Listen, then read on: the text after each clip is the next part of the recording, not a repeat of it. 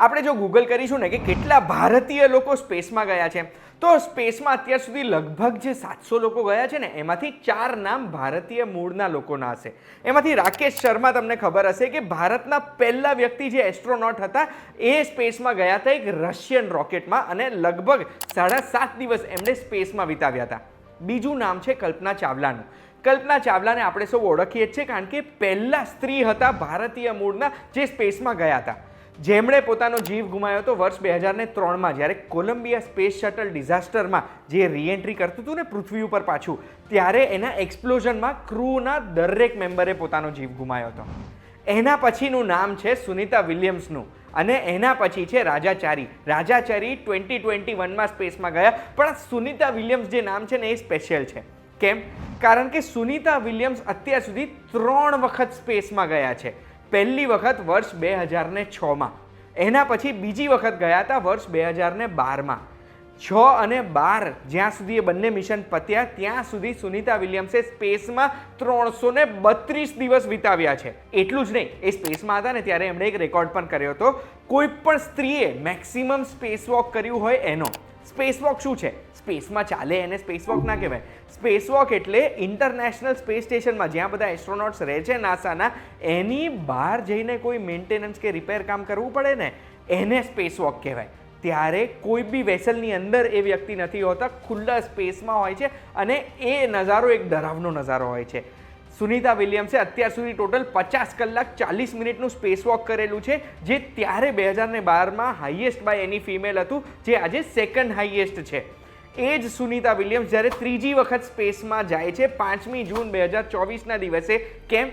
કારણ કે એક નેવલ ટેસ્ટ પાયલટ છે સુનિતા વિલિયમ્સ, અને એવી જ રીતે એક ટેસ્ટ કરવા માટે બોઈંગના સ્ટારલાઇનર ક્રાફ્ટનું જે સ્પેસમાં જવા માટે તૈયાર કર્યું છે, અને 8 દિવસનું એક મિશન હતું. એ મિશન માટે જ્યારે સ્પેસમાં જાય છે તો આજે લગભગ 2.5 મહિના પછી બી અનસર્ટન છે કે ક્યારે પાછા આવશે. એવા ચાન્સીસ છે કે સુનિતા વિલિયમ્સને પાછા આવતા 2025ની ફેબ્રુઆરી થઈ જશે, એટલે 8 દિવસનું મિશન 8 મહિનામાં કન્વર્ટ થઈ શકે છે. તો જો તમે જાણવા માંગતા હોય કે આ મિશન શું હતું અને કેમ આટલો લાંબો સમય લાગવાનો છે, તો એના માટે ધ્યાનથી સાંભળજો. હું તમને એક વાત કહું.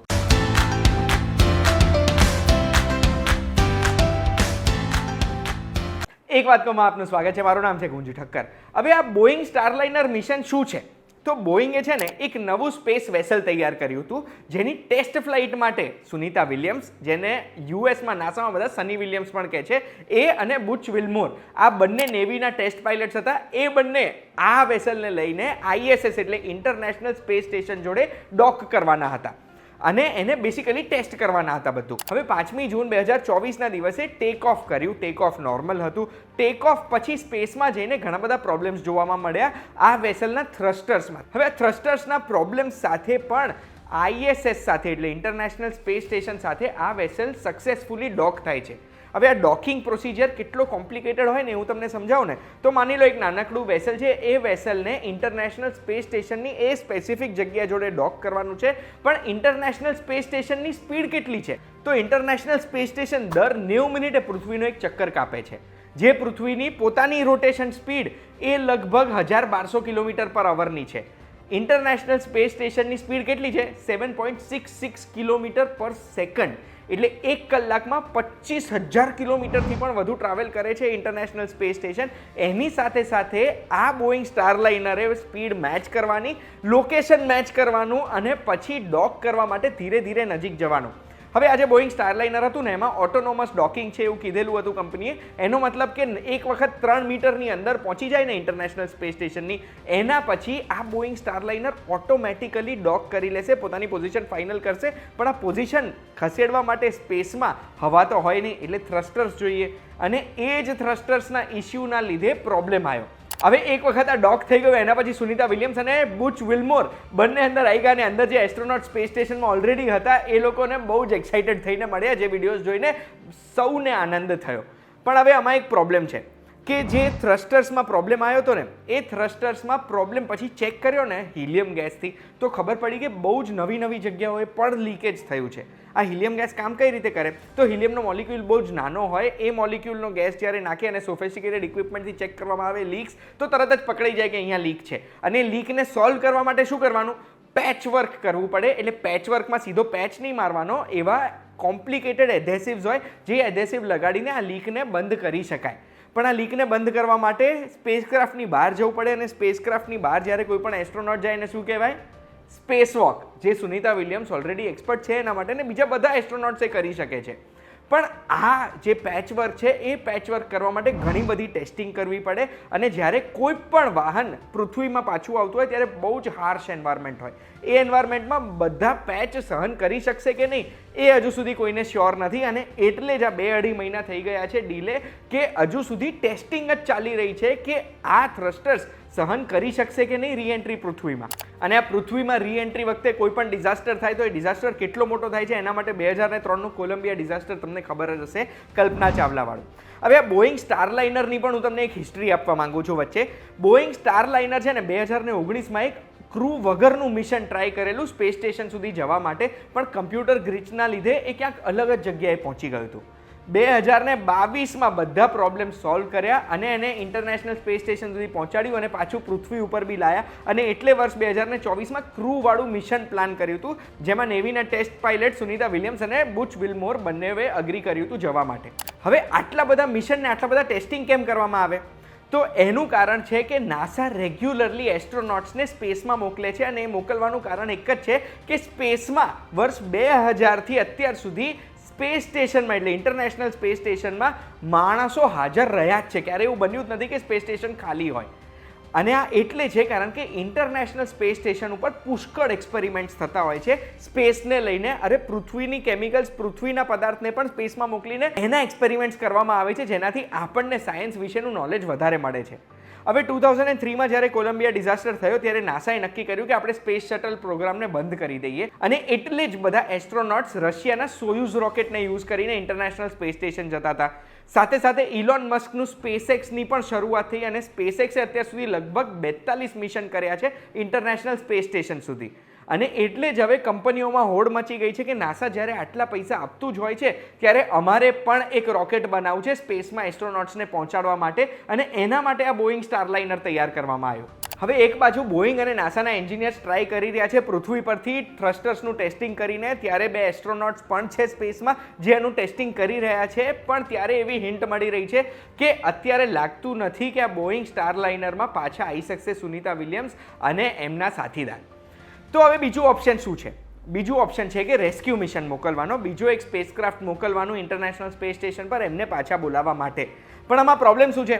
સપ્ટેમ્બર 2024માં ઓલરેડી સ્પેસએક્સનું એક મિશન પ્લાન કરેલું છે. બહુ જ સરસ ને, સપ્ટેમ્બરમાં પહોંચી જશે. પણ આમાં પ્રોબ્લેમ બીજી એક છે કે સપ્ટેમ્બરવાળું જે મિશન છે એ મિશન પતશે ફેબ્રુઆરી 2025માં અને ત્યારે એસ્ટ્રોનોટ્સને લઈને આ મિશન પાછું આવવાનું છે. એટલે બેસિકલી સુનિતા વિલિયમ્સ અત્યારે ઇન્ટરનેશનલ સ્પેસ સ્ટેશન ઉપર ફેબ્રુઆરી સુધી તો ફસાયેલા જ છે. હવે કોઈ વ્યક્તિને જ્યારે આટલો બધો સમય સ્પેસમાં રહેવું પડે ને ત્યારે પ્રોબ્લેમ શું થતી હોય કે સ્પેસમાં ગ્રેવિટી નથી. તમે જોજો કે કેટલા બી એસ્ટ્રોનોટ્સના વિડીયો છે ને ઉડતા હોય એમાં સ્પેસમાં કંઈ નીચે ઉપર છે જ નહીં કારણ કે તમે તમારું પોઝિશન બદલી દો એ તમારું નીચે થઈ ગયું. હવે જ્યારે ગ્રેવિટી નથી હોતી ત્યારે આપણા શરીરમાં ઘણા બધા ચેન્જીસ આવે. આપણું બોન માસ ઓછું થઈ જાય, હાડકાને જોર જ ના પડે તો એ હાડકા નાના થઈ જવાના છે, મસલ એટ્રોફી થાય એટલે મસલ વપરાવાના નથી બધા. અત્યારે તમે ઊભા રહેશો ને તો તમને ગ્રેવિટીની અગેન્સ્ટ ઊભા રહેવું પડશે એટલે તમારા મસલ વપરાય છે, એ મસલ વપરાવાના બંધ થઈ જશે એટલે મસલ્સ નબળા પડી જાય. સ્પેસમાં છો એટલે પૃથ્વીનું વાતાવરણ તમને રેડિયેશનથી નથી બચાવતું એટલે રેડિયેશન પણ થાય છે. અને જ્યારે આવી બંધ જગ્યામાં 8 દિવસનું પ્લાન કરીને ગયા હોય ને 8 મહિના રહેવું પડે તો સાયકોલોજીકલ ઇશ્યુઝ પણ આવે. આ ભૂલ કોની? આ ભૂલની વાત કરીને એટલે હવે આપણે વાત કરીએ છીએ કે આ બોઈંગ કંપનીનું હિસ્ટ્રી મારે તમને થોડી કહેવી છે.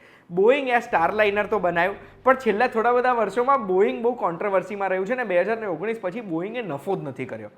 બોઈંગ તો તમને ખબર છે ને આટલા બધા પ્લેન બનાવે છે, વેપન્સ બનાવે છે, આ દુનિયાભરની એરલાઇન્સ પાસે બોઈંગના પ્લેન્સ હશે જ. પણ આ બોઈંગ કોન્ટ્રોવર્સીમાં ક્યારે આવ્યું? જ્યારે વર્ષ 2018-19માં બોઈંગે પોતાનું એક 737 એર મેક્સ પ્લેન લોન્ચ કર્યું હતું, જેમાં 2 ફેટલ ક્રેશ થયા હતા અલગ અલગ જગ્યાએ સેમ પ્રોબ્લેમના લીધે, અને 300થી વધુ લોકોએ પોતાનો જીવ ગુમાવ્યો હતો. એના લીધે થઈને દુનિયાભરની એરલાઇન છે, દુનિયાભરની ગવર્મેન્ટ છે, બોઈંગ 737 મેક્સના પ્લેનને ગ્રાઉન્ડ કરી દીધા હતા.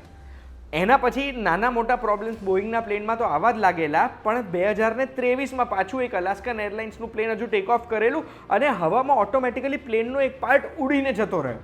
બારી નથી, દરવાજો નહોતો, આ પ્લેનનો નોર્મલ પાર્ટ હતો, જ્યાં આગળ ઇન્વેસ્ટિગેટર્સે એવું કીધું કે 2 બોલ્ટ મારવાના બાકી હતા અને પ્લેનને અપ્રુવલ મળી ગયું હતું અને પ્લેન ઉડવા માંડ્યું હતું. બેસિકલી બોઈંગ જે આટલી ઇમ્પોર્ટન્ટ વસ્તુ બનાવી રહ્યું છે, જેમાં એક નાનકડું ફેલિયર પણ જાનલેવા સાબિત થઈ શકે, એમાં એવા વિસલ બ્લોઅર્સ આવી રહ્યા છે, કંપનીના જૂના એમ્પ્લોઈઝ જે એવું કહી રહ્યા છે કે બોઈંગ પ્રોડક્શનમાં ધ્યાન નથી આપતું, એમને ક્વોન્ટિટી કાઢવી છે, એમને ક્વોલિટીમાં મતલબ નથી, અને એના લીધે એક પ્લેન જેની લાઈફ 50 વર્ષ હોવી જોઈએ ને, એ પ્લેન જેવું જૂનું થવા લાગશે ને, એવું એમાં એક્સિડન્ટ્સ થવાનું વધી જશે.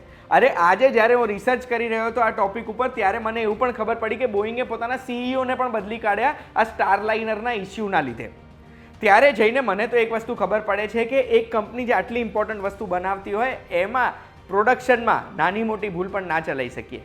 સુનિતા વિલિયમ્સની જો આપણે વાત કરીએ તો એમને સ્પેસમાં રહેવું ગમે છે એવું એમના પરિવારજનોએ આપણને કીધું છે. એટલે આપણે તો હવે એટલું જ હોપ કરી શકીએ કે સ્પેસમાં હવે 6 મહિના જે કાઢવાના છે એમાં મજા કરે. આશા રાખું છું આ વિડીયોમાં મેં તમને આખી ઘટના ટૂંક જ સમયમાં સારી રીતે સમજાઈ હશે ને તમને બધું ખબર પડી હશે. આવી માહિતી જો તમને જોવી ગમે છે તો એના માટે એક વાત કહું, જોતા રહેજો, આપણે ફરી મળીશું.